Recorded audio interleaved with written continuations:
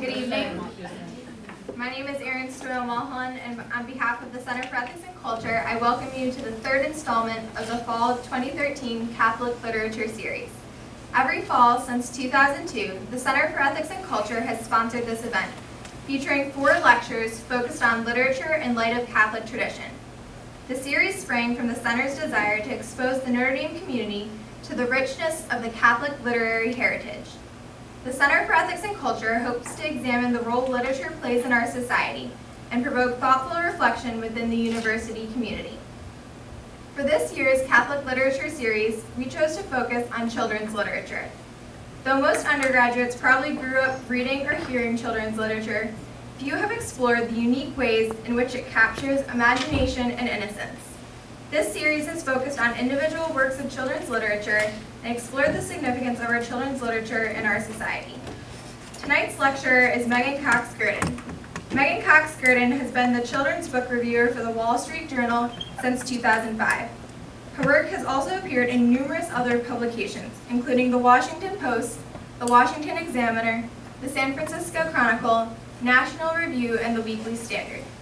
In the 1990s, she worked as an overseas correspondent in Hong Kong, Tokyo, and London, and traveled and reported from Cambodia, Somalia, China, Israel, South Korea, and Northern Ireland. She graduated magna cum laude from Bowdoin College in 1986 and lives near Washington, D.C. with her husband and their 5 children. Please join me in extending a warm welcome to Megan. Thank you.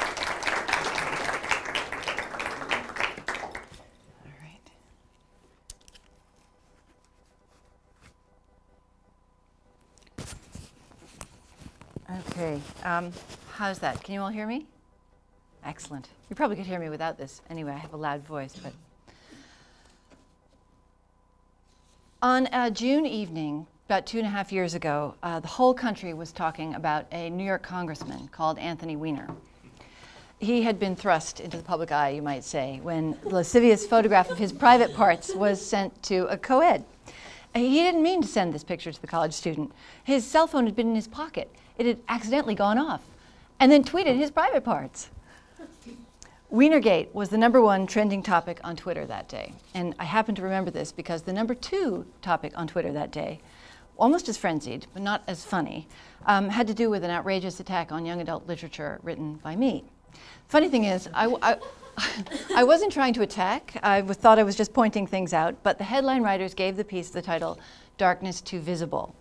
And in it, I discussed the increasingly dark current that runs through what you know is called YA, or young adult literature. These are books aimed at readers between the ages of 12 and 18. And in the 4 decades or so since YA became a distinct category in children's literature, this current, so to speak, has become more lurid, more grotesque, more profane, more sexual, and more deliberately ugly. In this respect, books for young people echo the larger culture, but it's still a phenomenon worth remarking. So tonight I'm going to walk you through some of the arguments I put forth in that piece, which still makes people mad, and ask you to consider whether it matters what teenagers read, and if it does matter, why, and to pursue the point a little further, if it matters and we understand why it matters, well, what then? So let me just say, first of all, I'm delighted to be here with all of you this evening. Thank you so much for inviting me to your drizzly and cold campus. It's really nice. Dark current. Yeah, the dark current is. Well, I appreciate that. It's especially generous and tolerant of you to invite a speaker who is as idiotic, narrow-minded, brittle, ignorant, shrewish, and reprehensible as I am. Bullying is wrong, wrong, wrong. But thanks to the internet, you can do it more easily now than ever before, and you don't have to read somebody's piece all the way through before you start getting mad. You can just start firing away. I made people mad with that piece with certain observations. I pointed out that in young adult books, human pathologies and circumstances that went undescribed in print 40 years ago, that were only sparingly outlined a generation ago, are now spelled out in details that are sometimes sexually explicit and sometimes stomach-clenchingly grotesque and sometimes a mixture of the two. I observed that profanity that would get a song or movie branded with a parental warning is so common in YA books that most reviewers don't even remark on it. I wrote that if books show us the world, teen fiction can be like a hall of funhouse mirrors, constantly reflecting back hideously distorted portrayals of what life is. A careless young reader, or one who seeks out depravity, can easily find himself surrounded by images not of joy or beauty, but of damage, brutality, and losses of the most horrendous kinds. Before I go a sentence further, I want to emphasize that I did not say and do not think that all YA literature is seething with incest and pederasty and kidnapping and drug abuse and rape and torture and bulimia or casual sex or mean girls or even shopping. There are great swathes of great books on the teen shelf, and we will talk about some of them later on. But in recent years, there has also developed this swathe of books that are coarse and or shallow and or violent and or disturbing. And they're important because books help to shape the young people who read them. They're part of adolescent culture, and adolescent culture has ramifications not only for the teens who are in the middle of it, but also for the 10-year-olds and the 5-year-olds and the babies who are right behind them, growing up every minute. If you were to judge from children's books, alone, that is, you might think that the arc of human experience leads from the jolly garden of babyhood to the playground of elementary school, to the socially awkward lemonade stand of middle school, to the crucible of misery, cruelty, and alienation that is high school. Of course, those of us who have grown up, everyone in this room, we all know that the teen years can be fraught and turbulent, and for some kids, very unhappy. But in the actual arc of human life, these years are relatively brief. Too many novels for teenagers are long on the turbulence and short on a sense of perspective, and this does a real disservice to young readers. It produces that funhouse mirror effect, taking what inner turmoil they may be experiencing, and both legitimizing and magnifying it. In my view, it doesn't help that the narrative style that has come to dominate YA books is the first-person present tense. It's all I, and now. Writers use it to create a feeling of urgency, to show solidarity with the teenage mindset, to make the reader feel that he or she is occupying the persona of the narrator. The trouble is that the first-person present tense also erects a kind of verbal prison, a ghetto that keeps teenagers in the turmoil of the moment just as surely as their hormones may be doing. As enlightened college students, you can probably see wide vistas all around you, but if you were like most teens, there was probably a time not so long ago that you might as well have been wearing blinkers, with your vision narrowed down to what was right in front of you. The first-person, present tense narrative style reinforces these blinkers, rather than drawing the reader up and out. Unfortunately, some books for children, of all ages, are just not very good. They're didactic, poorly written, full of sentence fragments, and even in the case of the Junie B. Jones books, I don't know if anyone's read those for younger readers, full of actual and deliberate misspellings. Like, way to reinforce school. Some, especially for younger children, are stories that are not, they aren't stories that happen to have a message, but are messages with stories draped over them. Propaganda, in other words. The critic Hilton Kramer used to tell a story to his friends about the time he was seated next to Woody Allen at a dinner party. And Woody Allen, the film director, asked whether Kramer had ever felt embarrassed when he met socially people he'd savaged in print. No, Kramer said, they're the ones who made the bad art. I just described it. As the story goes, Woody Allen then lapsed into a gloomy silence because apparently he'd once appeared in a film that received the Kramer treatment. So I myself do not claim to have a nose as sensitively tuned as Hilton Kramer's, but I do know that criticism is pointless if it's just kind of thin-blooded boosterism, the endorsement of whatever creative people feel like writing and whatever commercial people can manage to sell. To evaluate anything, including children's books, is to engage the faculty of judgment, which requires discrimination. In this case, the assertion that it is worth discriminating between works of fiction, because some books paint a picture of life that can be unhelpful and confusing and even malignant. And when these books are directed at young people who are only really just beginning to make sense of the world, just forming their ideas of how to be and what life holds, it is worth taking care. Now, this talk is actually entitled, and I should have announced this at the beginning, silly me, it's called Confessions of a Book Banner. Well, I promised to make a confession, that I, a book banner, which as we all know is the next thing to a book burner, and we all know where that leads, that I would explain to you why I think some books should be banned. Sorry, I have to disappoint you. I don't think books should be banned. But some writers and some people in the book industry think I do. The writers Judy Blume and Libba Bray. Where's the Libba Bray fan here? Yay. Okay. No offense. They think I give comfort to book banners. And although Publishers Weekly magazine has warned that there is a danger in what I am saying here tonight, because it encourages a culture of fear around young adult literature, I do not in fact want to ban anything. It is easy to accuse a critic of wanting to ban. The book industry loves to get its dander up, as many parents who have dared to question the suitability of books in school libraries or on reading lists have discovered. It is far more satisfying to cry, "Censorship!" than to engage in the more subtle questions of whether books for children might not involve a little more restraint.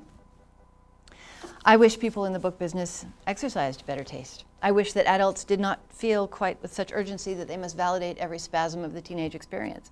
I wish our entire culture were not following Miley Cyrus in an inexorable, grinding, twerking march toward ever greater explicitness of depictions in sex and violence. I wish nobody made movies like Saw or Hostel. And I wish a lot of things. But here's something to remember when we're talking about children's books, and that is to say for books for teenagers as well. They are, almost all of them, written by, packaged by, and sold by adults. Children don't stock the libraries, stock the shelves of libraries, either at school or in their neighborhoods. Children generally don't spend their pocket money on books, as my children never tire of pointing out when I suggest giving books as birthday presents for their friends. Nobody wants a book. Kids want cool crafty kits and toys and funny t-shirts. I don't think that's true, by the way, but I think my children have been spoiled by the books that pile up on our porch every week. I have a very close relationship with my UPS man. His name is Eric. The point is that given that books come to children from the hands of adults, it follows that the emotional depictions they contain come to young people with a kind of adult imprimatur. As a school librarian in Idaho who's on my side wrote to her colleagues who were mad at me, "You are naive if you think young people can read a dark and violent book that sits on the library shelves and not believe that that behavior must be condoned by the adults in their school lives." This was the central dilemma that spurred me to take on this issue in the first place, actually. A friend who called me in frustration, may I say, by the way, I get calls from a lot of people who say, "By the way, I have a nephew and he's 5. Do you have a train book to recommend?" So I have to fend these things off a lot, but this was a very close friend. And she called because she'd gone to buy her 13-year-old daughter a welcome home book from camp. And she couldn't seem to find anything that didn't have vampires or sex or abuse in it. And it wasn't that she didn't want her daughter to read these books of that kind necessarily. They're a very literary family. She just didn't want to be endorsing them. Nevertheless, lest there be any doubt, because it has got me in so much trouble, I hereby affirm the existence of warm, funny, beautiful, moving, thought-provoking, and/or life-affirming young adult books. Just not talking about them right now. Okay. Let me give you a taste of this stuff that I'm talking about. A teenage boy is kidnapped, drugged, and nearly raped by a male captor. After escaping, he comes across a pair of weird glasses that transport him to a world of almost impossible cruelty. Moments later, he finds himself facing a wall of horrors covered with impaled heads and other dripping black rot body parts. Hands, I'm quoting here, hands, hearts, feet, ears, penises. Where the fuck was this?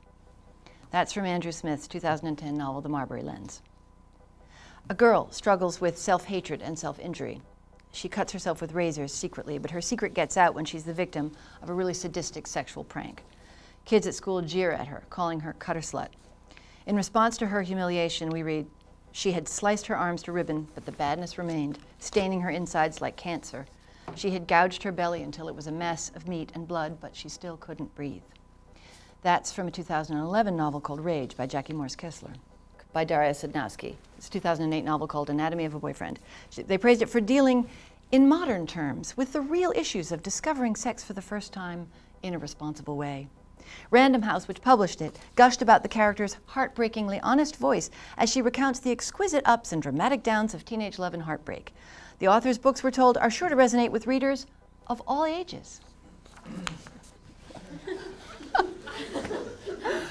These excerpts may or may not bother you, but they certainly are neither beautiful nor, dare I say, in good taste. The depiction of the human response to black rot body parts, the glee of the jeering mod, the rush to the lavatory after the breakup, these writers seem to be trying to sum into being as much ugliness as possible, and they do it well. I will say, however, that it is a little invidious to pull, paragraphs out and quote them out of context, but it is hard to give you a sense otherwise of the sort of writing I'm talking about. Now, everyone in this room was a young adult once, or some of you maybe 5 minutes ago, and I don't want to patronize you. So I would ask you to think of this subject not as it might have applied to you even when you were 15 and knew everything, but to some younger person you love, about whom you may feel protective, a little sister, maybe your nephew. At any rate, a person young in years whose heart still seems tender and innocent enough to be worth protecting. Children themselves, if they have a bit of warning of what might be coming, will often signal that there are things they really don't want to see and certainly don't want to hear about. But they don't always get that warning, and that is where adult responsibility comes in. I believe that adults ought to run interference for children, and even for teenagers, particularly those on the younger end of the spectrum. YA books, remember, are pitched at 12 to 18-year-olds. It's a pretty broad spectrum. It is worth taking care. I was rather pleased to find my real-world point of view validated by the young narrator of Meg Rossoff's excellent new YA novel. It's fabulous. It's called Picture Me Gone, and it's up for a National Book Award, which I think is next month. The 12-year-old protagonist is unusually mature and insightful, and she describes crude or frightening depictions in books, almost as buried weapons. She's called Mila. Here's something she reads, or I will read her, just narrating something. A girl at school told everyone the story of a murderer who hid the body of a dead woman inside the box mattress in a motel. For 10 days, people slept in the bed and the body wasn't discovered until the hotel investigated complaints about a foul smell in the room. The idea of all those people sleeping on top of a dead woman scared me so much that I didn't sleep for a week. The girl knew it would have that effect. You'd have to be either super or subhuman to get that picture out of your head. This is something I've considered before, the story that ends up in your head unasked for, or that gets deposited by someone like that girl. I have a file of horrible images, but I won't share them with you, the narrator says. What if I stuck one here, right in the middle of a paragraph? You'd never be able to forget it. It would be part of your brain forever, like a bit of shrapnel in your brain. It's bad enough I told you about the body under the mattress. The book industry, broadly speaking, says kids can handle it. Kids have a right to read whatever they want, and the grittiest books on the shelf, the ones dealing with the most horrific situations, are not only important, but also life-saving. If you follow the argument all the way through, it becomes, you must not discriminate between books. And at all costs, adults must not stand as gatekeepers, censoring what young people may or may not read. In other words, the faculty of judgment and taste that we apply in every other area of life involving children, it all somehow should vaporize when it comes in contact with the written word. I was once on NPR, in fact, sort of shortly after this piece came out, with the writer Lauren Myracle. Wait, where's Lauren's admirer? Yes, right. I mean, she's a very nimble writer, no doubt about it. But she had written a book called Shine that I had written about in my piece because she has been hailed on the basis of that book and others as this generation's Judy Blume, and as a person who's on the front lines in the fight for freedom of expression. I love that, by the way, the fight for freedom of expression, as if any controversy over whether a book is appropriate for children turns on the author's freedom to express herself. In a country where nothing is banned, by the way. In our mediated conversation, Lauren Myracle eventually said, she said, there are many truths. People have their own truths. And she said that she doesn't think there should be any line between literature for adults and literature for children and young people. Nothing is off limits, in other words. In saying this, she was echoing the view that generally prevails in progressive secular circles, that kids can take it, that young people should encounter material that jolts them out of their comfort zone, that art should disturb, that the world is a tough place and there's no point shielding children from reality. With this view comes a fierce determination to resist anything that smacks of censorship. In less progressive, less secular circles, my house for instance, we find parents who may take a more interventionist approach, who want to steer their children away from horror and sex and harsh realism toward books that are not necessarily less dark, but which have stronger aesthetic and moral claims. Some families, of course, go a lot farther. They don't even want children reading Harry Potter on the grounds that it puts forth a worldview that some parents think is not wholly orthodox Christian. I understand the impulse. I don't take their view. I think if we eliminate every book that lacks an ostensibly Christian worldview, we would miss out on many works of humanity and brilliance. But the question does come up a lot, and though it may seem that our culture is split between left and right on this, among other splits, but let's just stick to this one, on the permissiveness or not of children's reading material, it is less divided on the core issue than you might think. That secular progressives care what young people read can be seen in the things that they don't want young people to read. These would include books tinged with racism or jingoism, or that depict a mother wearing an apron and doing a traditional work. It's kind of become a sly line of commentary for me in my picture book reviews, because I write about all sorts of different levels of children's books. You would not believe now how often and how carefully fathers are shown wearing aprons and doing kitchen work in children's picture books. It's quite funny. But anyway, to the larger point. Imagine introducing to a child to the story of Little Black Sambo, which originally featured a very dark-skinned South Indian child, or the Hergé comic Tintin in the Jungle, Tintin in the Congo. Has anyone read that? It's a incredibly retrograde book, depicts gullible Africans and the great white hunter Tintin slaughtering wild animals wholesale. In Europe, in fact, that particular volume of Tintin is sold shrink-wrapped in plastic behind the counter like pornography. Giving these books to children, right, would be considered scandalous. But not only are they offensive and potentially sort of hurtful, but the point is they might influence the children who read them. So left and right really agree on this point. At the same time, and I don't want to get too excited about this analogy, but people pushing for social change have always tried to co-opt young people. One of the first things the Red Army did when it swept across Eastern Europe at the end of the Second World War and at the start of the Cold War was to take control of the youth organizations. It was actually the first thing the Red Army did after conquering, to ban or destroy any groups that might dissent from the Moscow line, because they understood right away you'd have to deal with the old guard later, but if you got the children, you got the youth on your side, the future was yours.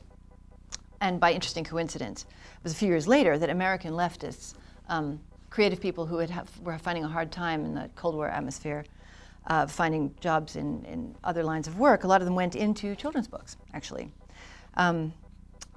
There's a professor at Kansas State University who wrote a very interesting book called Tales for Little Rebels. It was a compendium of radical writing for children.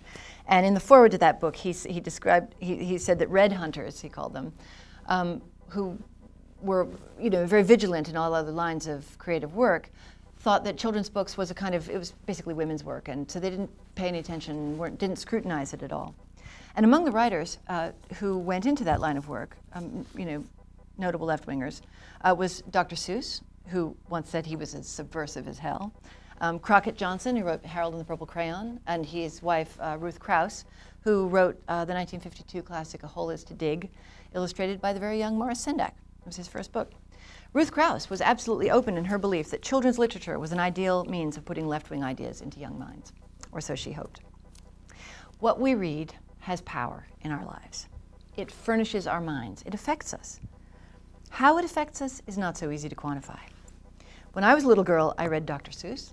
Probably everyone here did. I read The Cat in the Hat, and from that book I took away a fierce understanding of the sanctity of private property. I couldn't stand it when Thing 1 and Thing 2 went running through the house, trashing things when the children's mother was away. Now, I doubt that Dr. Seuss was hoping to inculcate a capitalist worldview there. It wasn't really his thing.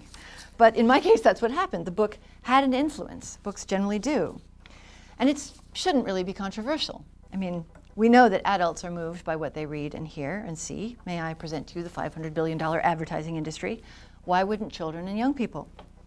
Every day there's fresh evidence of this. Actually, this is great. Researchers at Virginia Tech recently ran a study that found that college women who read chick lit, light novels that deal with the angst of being a modern woman, the whole having it all thing, reported feeling more insecure about themselves and their bodies after reading novels in which the heroines feel insecure about themselves and their bodies. The headline in the Washington Post was, "Does this book make my butt look fat?" But getting back to the children's books, for years federal researchers were puzzled by a seeming paradox when it came to educating children about the dangers of drugs and tobacco. There seemed to be a correlation between the teaching of anti-drug and anti-tobacco programs, messages that is, in elementary and middle school, and actual drug and tobacco use later on. Well, it turned out that at the same time that children were learning that drugs and tobacco were bad, they were also absorbing the meta-message that adults fully expected them to use drugs and tobacco. So a well-intentioned message, in other words, was having the unintended consequence of opening the door to expectations and behaviors that might otherwise have remained closed. This is one reason that good taste in children's books, or books for children and young adults, matter. Books tell children what to expect, what life is, what culture is, how we are expected to behave, what the spectrum is. Books also don't just cater to tastes, but they form them. They create norms. And as the anti-drug and tobacco people found, the norms young people take away are not necessarily the norms that adults want them to take away. This is why I am skeptical about the utility of so-called problem novels. These are the books that typically have a troubled main character, a boy who date rapes, or a girl who starves or cuts herself, or a boy with a drug problem, or a girl whose father started raping her when she was a toddler, and now that she's a teenager, anonymously provides her with knives so that she can keep cutting herself, ideally from his point of view to death. This scenario comes from a 2010 young adult novel called Scars, which School Library Journal called in its review One heck of a good book. The argument in favor of these books is that they validate the very real and very terrible experiences of teenagers who have been abducted, abused, addicted, raped, among other things. The problem is that in the very act of detailing these pathologies, not just in one book, but in many, it creates a sense of normalcy about them and about these behaviors. And teenagers are all about figuring out norms and trying to conform to them. In Slate magazine, Slate magazine writer Emily Bazelon has just written a book about bullying very recently. I had a chance to read. She describes the way that schools are actually using a technique called social norming to discourage bullying. I'm sorry, not to discourage bullying, to discourage drinking and driving. The idea, she writes, is that students often overestimate how much other kids drink and drive.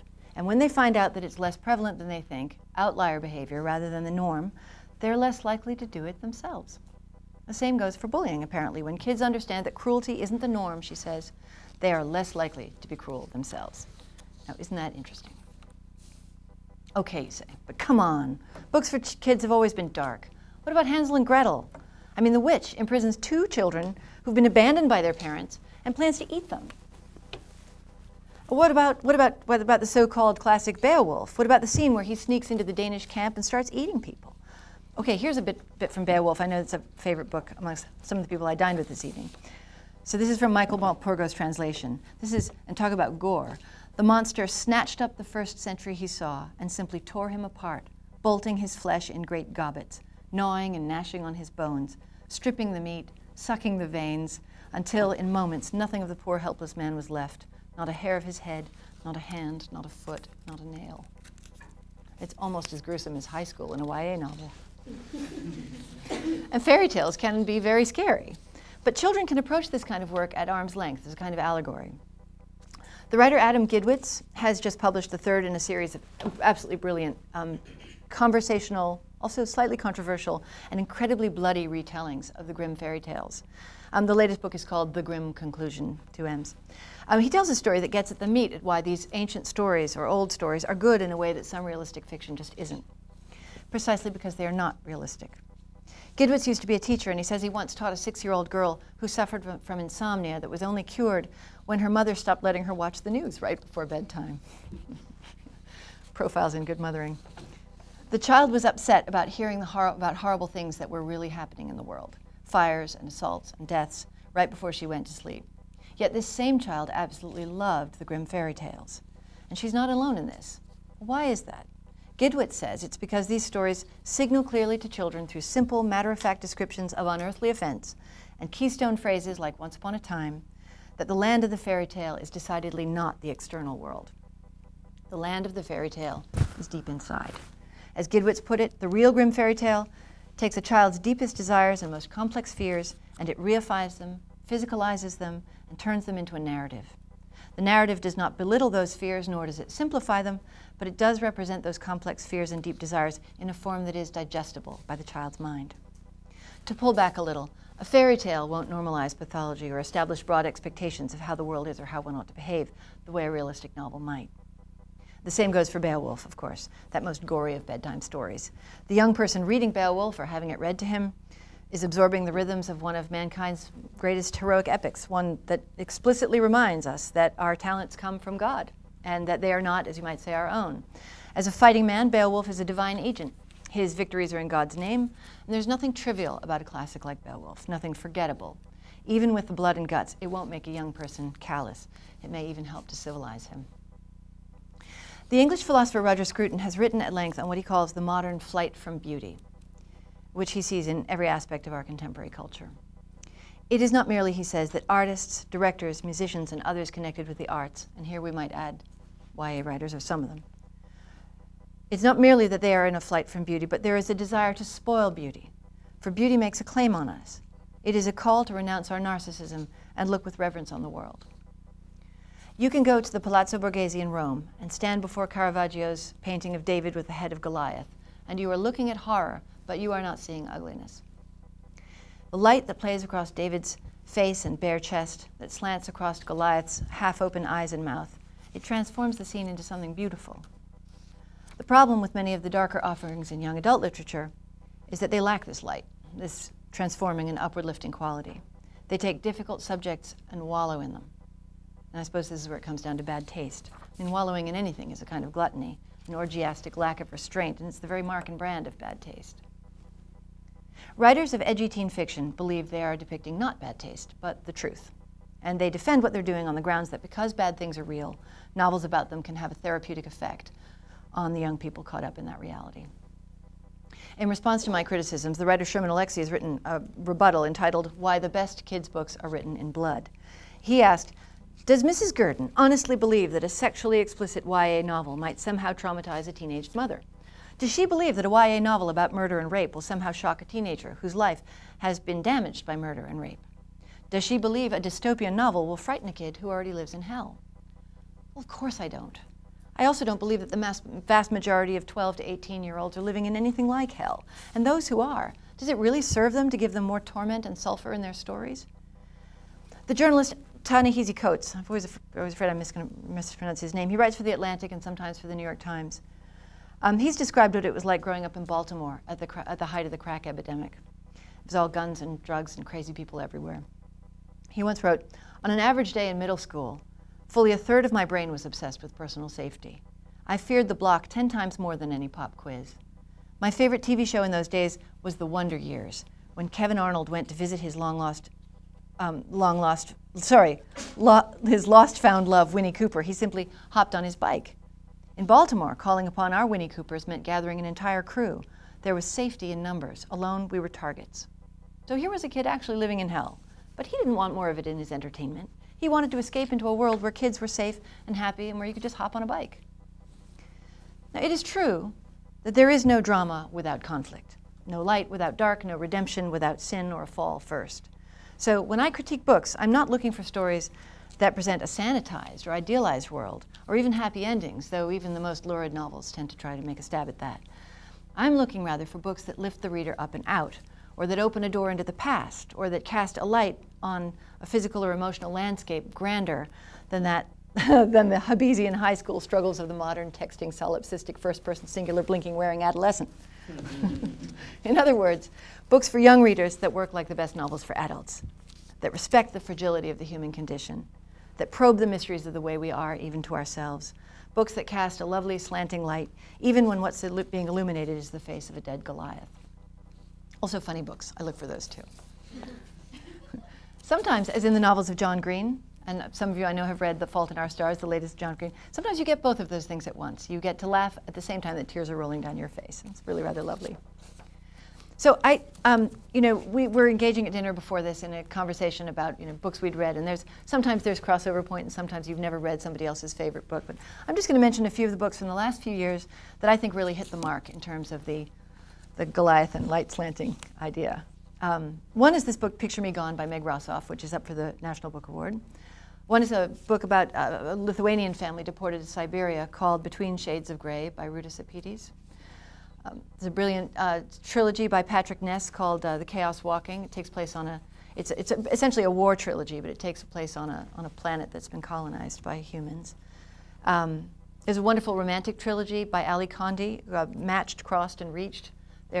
She's a writer, a Mormon writer, and writes about love in a really charming way for teenagers. There's a wonderful dystopian book that came out earlier this year called Maggot Moon by Sally Gardner. I could go on and on, actually. I mean, there's also, oddly enough, you might think that I'm a super church lady and totally opposed to books with foul language in them. Not so. It just has to come in the right way, and I think as a reviewer, it's my job to tell, people who are reading my reviews that this is coming at them. And there's a wonderful book that came out this past year called Dear Life, You Suck, by a guy called Scott Blagden, and highly recommended, absolutely full of saucy and vulgar commentary. There's also another book that's up for the National Book Award this year, which I commend to you. It's actually a 2-volume graphic novel called Boxers and Saints by, it was Jean Luen Yang. He also wrote a book called Chinese Born American. I don't know if anyone read that. It was a wonderful, it's a graphic novel, and some people are very snooty about graphic novels, and I think I used to be one of them, but I've changed my tune on that. Boxers and Saints takes place during the Boxer Rebellion in China, and it's gory, but some of the scenes of gore are are elevated somewhat. It's not just going for the splash of blood. The boxers, the Chinese peasants who organized themselves to try and chuck out the colonial powers, or at least and also to kill Chinese converts to Christianity, imagined themselves as great warriors from Chinese opera. And so in the battle scenes, they are depicted in that way. It's extremely moving and very good. Anyway, all of these books, and I have more on the list, but it would be, I think, probably tedious to hear me go on about them. These are all vivid and rich, thoughtful, complex, eloquent, humane, even when they're depicting inhumanity. You know, this past week, Alice Munro, the Canadian short story writer, won the Nobel Prize for Literature. You know, she gets $1.2 million for that. It's like the greatest prize. But did you know what kind of literature Albert Nobel wanted to celebrate with that prize when he established it? In his will, he directed that it be given to the person who shall have produced in the field of literature the most outstanding work in an ideal direction. It's a shame he never established a prize for young adult literature. It might help things, but it didn't exist as a category in his day. The lousy books of the present will, like the lousy books of the past, eventually blow away. That's the good news. Like chaff, leaving behind a few plumps of grain. Plump grains of wheat. Sorry, plumps of grain, seriously.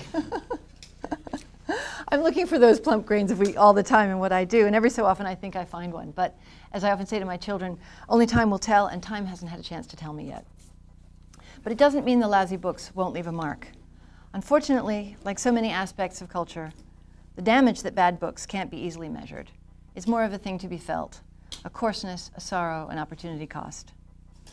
Roger Scruton said, "Beauty is vanishing from our world because we live as if it doesn't matter." But we mustn't despair. We can choose beauty, and we can help children and teenagers to see it. Let me quote him again. "It is one mark of rational beings that they do not live only or even at all in the present. They have the freedom to despise the world that surrounds them and live another way.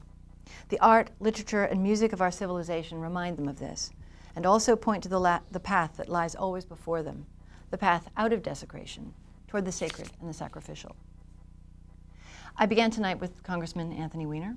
I will close with St. Paul the Apostle, who anticipated Alfred Nobel, by the way, in Philippians 4:8. "Whatever is true, whatever is noble, whatever is right, whatever is pure, whatever is lovely, whatever is admirable, if anything is excellent or praiseworthy, think about such things." That's the way to live, and that's the way to choose books for children. Thank you very much.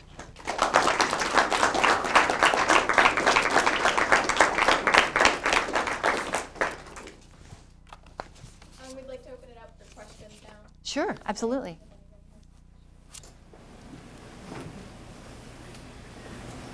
So just a quick question. How do these bad books become popular?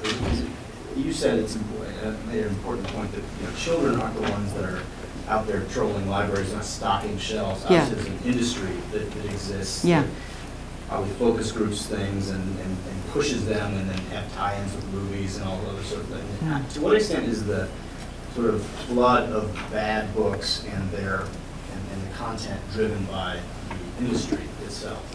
You know, I heard in the last couple of years, I've heard from a lot of people who have, I would say, on the scale of maybe a dozen writers have contacted me over the years saying that they went into meetings, like sort of pitch meetings at publishing houses with their agents, and were constantly being pressed to do, take it farther. Where can you take it farther, make it, it's like movies. It's like the culture, right? The culture's, everybody wants the new exciting thing, and some of the books that I described, by the way, are not enormous bestsellers. But they're out there, and they're in public libraries.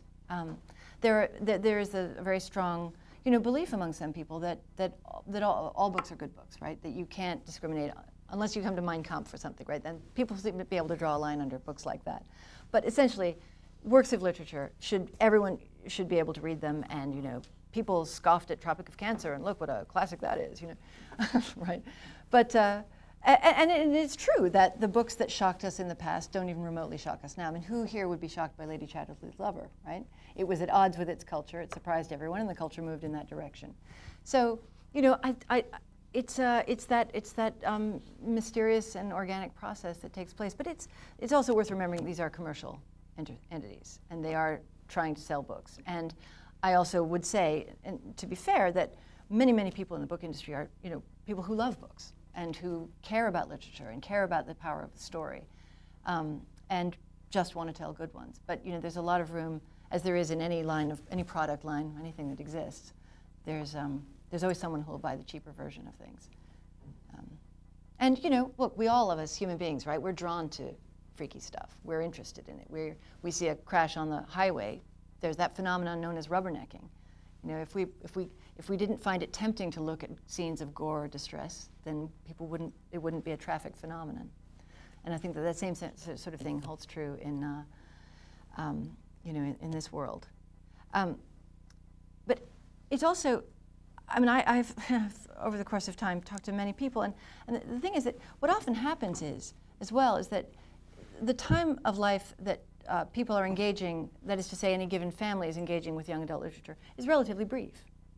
It probably isn't even the length of the child's, of whatever specific child's teenage years.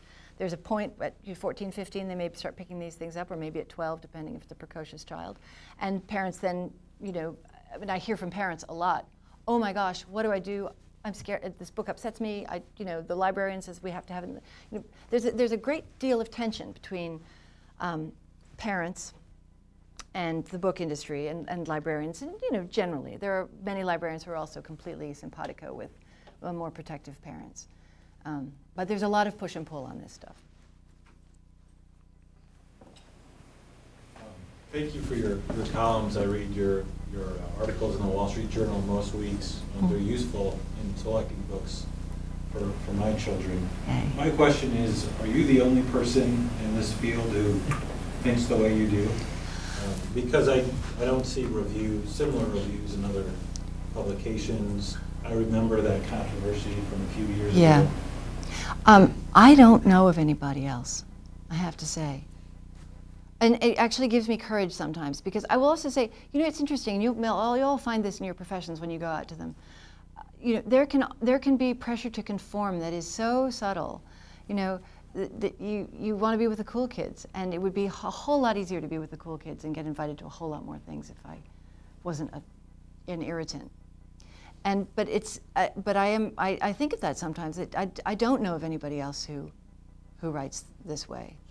There are certainly, say Catholics. There are Catholics in the book industry, and people are writing wonderful. And I believe some of the people I mentioned to you may be, but nobody wants to talk about that. They don't want to make it a feature, because if you're known as a religious writer, then you're pigeonholed. So they have that pressure on them too. And I don't make a big deal of Catholicism in my column. I sneak things in here and there if I can. More, I think, I'll say my husband edits a newspaper in Washington called the Hill newspaper. And it is, like all institutions in Washington, it's the natural tendency is for it to always slip to a little bit to the left. And my husband it's a non-ideological newspaper. He just tries to apply a corrective to keep it in the middle all the time. And he's very pleased because he seems to he gets sort of brickbats and praise in equal measure from both political sides. So this is a sign of success, right? And I feel as though I'm trying to do that. I'm not trying to sell a kind of hard position on books, just trying to act as a little bit of a corrective, There was one time I couldn't help it a little bit. It was a picture book by a writer I really like. He's called Gary Schmidt. But he did a picture book about St. Martin de Porres. And in the whole thing, he did not use the word God, priest. No, there was priest, but priests were bad. Priests were scary in the book. He didn't use Catholic or saint or Christ or God, or you go down the whole long list. There was actually no description of, if you were a child from a household that didn't know who St. Martin de Porres was, because it was just called Martin de Porres, not St. Martin de Porres, you would just think he was a really nice mulatto guy who lived a long time ago. Like, no explanation of so when I find things like that, I'm able to cast a small light on it. Are there other places to get ideas for good and suitable books for children? There probably are. I know that some of the family organizations have lists and things. I'm actually, spoiler alert here, I'm developing a website So you will be able to come to my website and look up lists of books. I mean, I'm not infallible by any means. As I was saying to the people I dined with this evening, I completely missed The Hunger Games when it came out. I read it in galleys and then thought, it's kind of violent. I didn't really like the writing. So I didn't review it. Then boom, this huge thing happened. So I don't necessarily, I don't claim any kind of infallibility. But I don't, I generally try not to read other people's reviews. Sometimes after I've reviewed a book, I will go and see what the New York Times has done about it. But it's so easy to get polluted. And it's so easy, again, that pressure that I mentioned of wanting to sort of go along, get along, or if the New York Times likes the book, maybe I should like it too. And if it's something I had a strong reaction to, I want to stick with my own reaction. And just, well, that's what I'm being paid for, right? That's why I'm there. Oh boy, an abundance. I know you briefly covered this, but would you say that there is a place where tasteful use of dark or jarring content belongs in youth literature? Oh, absolutely. Oh yeah, I mean, some of the books that I mentioned to you, I think are, they deal with very serious, some of them deal with very serious topics, and sometimes, not necessarily, in fairly bleak circumstances. And I think that can be done, you can be done with elegance and meaning and power and, no, absolutely. I'm not against dark themes at all. But I think that we have to be careful in how we present these things to children. It's very, very easy as adults to forget how young children are, and even, dare I say, teenagers. They're a whole lot younger than they think they are. And I think that there is plenty of time in life to go into the absolute gory nitty-gritty of how things are. I think that it is also it's a real unkindness to children to put too much into their faces too early. I mean, I was I have been a fairly protective mother in that regard, even with movies. Like, I just think they don't have to watch big movies on the screen when they're little. It's too much, There's plenty of time for all of that, but let them have a period of innocence if possible. But yeah, which is not to discount, by the way, I don't think that children are foolish or they don't understand what's going on in the world. I think that many children are extremely perceptive. They just don't need to, they don't need to know everything yet. Two-part question. One perhaps slightly gossipy, the other a little bit more serious. But you mentioned, hearing from authors who feel a certain amount of pressure. The gossipy question is, have you heard from any good authors, even if kind of silently, saying, well done, and so on, just kind of giving you some support there? Yeah, I have. This is important. Yeah, I have. And I actually got a wonderful letter from a woman who has written on many dark topics called Patty McCormick. Her most recent book was about the Cambodian Holocaust. It was called Never Fall Down. And she's also written about human trafficking and other very tough subjects. I think also maybe bulimia or anorexia or something. But she contacted me, and she said, I am really sorry that people have been so mad at you, because she said it's really important, and judging it right, like taking up these topics without doing it badly, doing it in a sensitive and respectful way, is something that she said she thinks about all the time and works really, really hard to do. So yeah, I have. And I've heard from a couple lesser well-known people. She's the best known person that I heard from. So the second part of the question actually might tie in with that a little bit. You mentioned Lawrence and Lady Chatterley's lover. And in an instance like that, you think, well, here you had someone who actually believed in art and believed in beauty, even if in the context of the actual story it was very challenging and different from the cultural norms and so on. But nonetheless, he was an artist. He believed in art. He believed in beauty. And then you think of everything else that gets written afterwards, sort of imitating and so on by people that you might think don't actually believe in art, but want the next big thing, and so on. How much of that do you think, not on the part of the publishing houses, but on the part of the writers, might be involved in that? And that is that you just genuinely don't have writers who are particularly artistic, don't really believe in beauty, but think, well, look, that was a good seller for so-and-so, and I can absolutely write something. Right. And that's why these things go in waves. They're sort of fashions in children's or in young adult literature. We are, by the way, this may be good or bad news to some of you, we are coming to the end of the dystopian phase, it seems.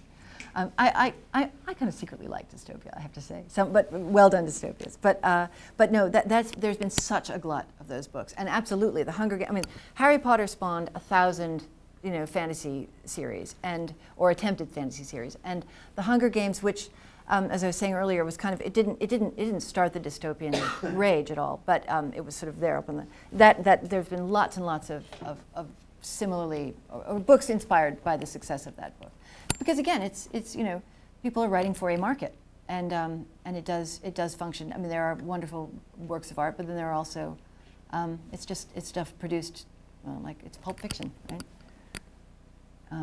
But anyway, dystopia. Apparently, all the agents in New York are sick to death of dystopias, and they want something else now. So the world has to come up with something else. Aspiring writers, take note. Don't set your story dystopia.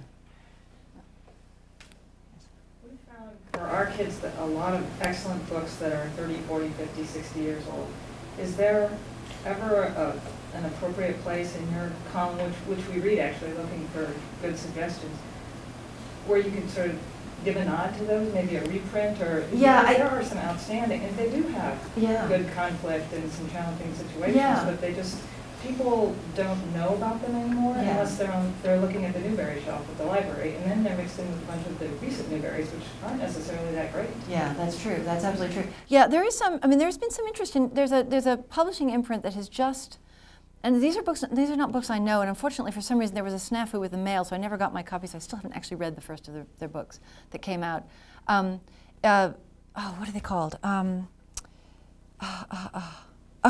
Sorry, my mental dropout here. But they are sort of young adult books from the early days of young adult literature, but not super bleak, more sort of books about something called like Debutante Hill. Does that name ring a bell with you? I didn't know the name of the author, so I haven't had a chance to read it yet. But I do know there's one imprint bringing these books back, but actually bringing them back for the nostalgia of the adults rather than for contemporary market. They don't have a huge expectation that modern teens will actually want to read them, but they think that their parents will want to have a reverb from the past. I try. Sometimes there are, it's amazing how many anniversaries there are. Of course, publishers will, fair enough. Like this past year was the 70th anniversary of The Little Prince. So there were all sorts of Little Princes, reprints of Little Prince came out. Yeah, right, who doesn't love that? Anyway. So when there are reprints, or anniversaries, I try and jump on those if I can. Also, there's just some wonderful books from the past, and not just YA stuff, but it's just fantastic. Like 50 years ago, the picture books were just they were so fun and so good. Anyone ever read Anatole and the Cat, the Anatole books, or the Happy Lion books, those picture books when you were growing up? No? Oh, gosh. Well, go to my website when my website exists, and you will find lists of these things because they're just great and timeless and wonderful. Anyone else? Yeah. I have a practical question. You said that you think that parents should screen books for their children even as they get older. And in theory, I agree with you, but in practice, I'm just wondering if you have a big family, maybe you have a dog, how do you find time to go through enough stuff to keep your kids happy? Because I know with my parents, that was the sort of factor when they stopped reading books for us, was when they had too many kids reading too much too fast. Right. No, I think that's right. I was speaking broadly of adults there when I made that point. So I agree with you. I think it's one of the ways in which adults really, frankly, ought to support each other in this. People who produce books, if they maybe thought a little harder about what parents would want, then. But again, there's also philosophical tension. There are lots and lots of people in the book industry who really don't think parents should have anything to say about it, and that, as I say, that's maybe a question of taste and procedure that I don't agree with that myself. It does become difficult when you're talking about older teenagers, and I think actually, frankly, when you're talking about older teenagers, it doesn't matter as much. They're proto-adults at that point. But I think that one of the dangers is that when there are lurid things that are pitched towards the, say, 14-year-old age group, well, the 12-year-olds are going to pick those up, even the 10-year-olds. I mean, I've heard stories of people buying Twilight for their 8-year-olds. They're sort of, they're clever clever little 8-year-old who reads so well. Oh, I got her all the Twilight books. You know, oh, really? It seems too bad. You know. But so some parents are very eager about that too, and want to push their children on. So how do you find time practically? Well, you read the Wall Street Journal, is what you do. That's the first thing you do. And then go to the website when I finally launch it, which is not yet, so I'll keep you posted on that. Do you think that like people who publish the books should be better at explaining what is actually in them? Because I know I've picked up a lot of books and the critics have been really praiseworthy about it, but they haven't really said anything about what's actually in the book.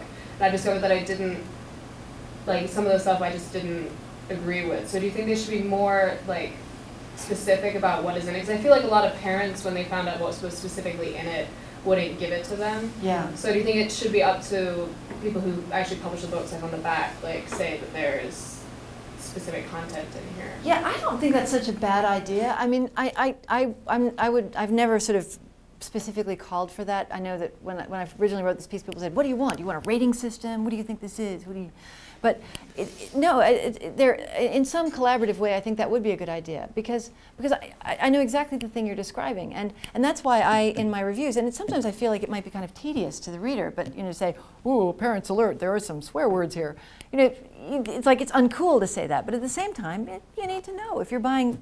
I don't suppose you'd buy Dear Life, You Suck for your children necessarily, although it's a great book if you don't mind a lot of lewdness.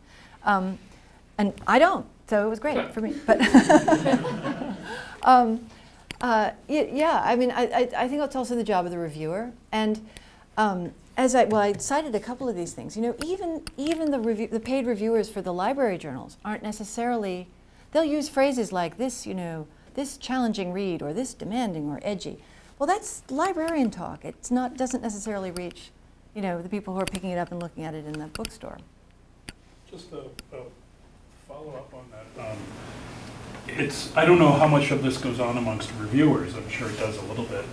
But it's worth knowing in the context of like blurbs and then little things that appear in magazines, little blurbs in magazines, is quite often the person who did the blurb hasn't read the book.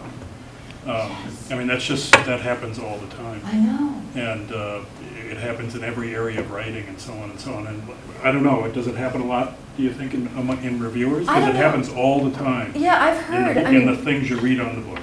Yeah, especially when you then read the book and you think, well, that's not quite right. But yeah, no, I have heard that some people use a technique where they read the first chapter and then they read the last chapter and then they just flip around and sort of get a sense of the middle and then they write the review based on that. I just don't do that. I can't do it. It makes me an incredibly inefficient worker. I could be so much more productive and tell you about so many more books. But I just fear it. And every now and then that approach is vindicated. I'll do, as Kitty was saying, I'll be reading something and I'll suddenly think, oh my God, this is a completely different book than it seems like a book for 12-year-olds, and it's a book for 19-year-olds, and and I usually bail on the book at that point. But sometimes because I'm trying to find, basically, I'm always trying to find things that are good, or else things that are just fun. It doesn't all have to be earth-shattering, important literature. Sometimes it just has to be something that's coming out. I'm also tied, because it's a newspaper.